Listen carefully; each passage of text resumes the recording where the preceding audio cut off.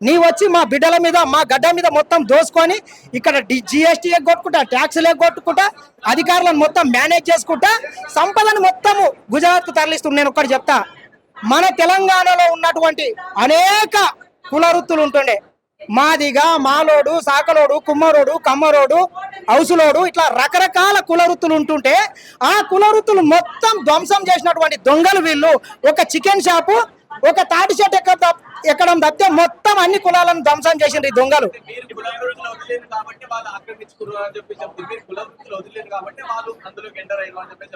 ఎవరు వదిలేండు? రారాసుతం మా తెలంగాణలో ఎంతమంది కుల వృత్తులు లేరు?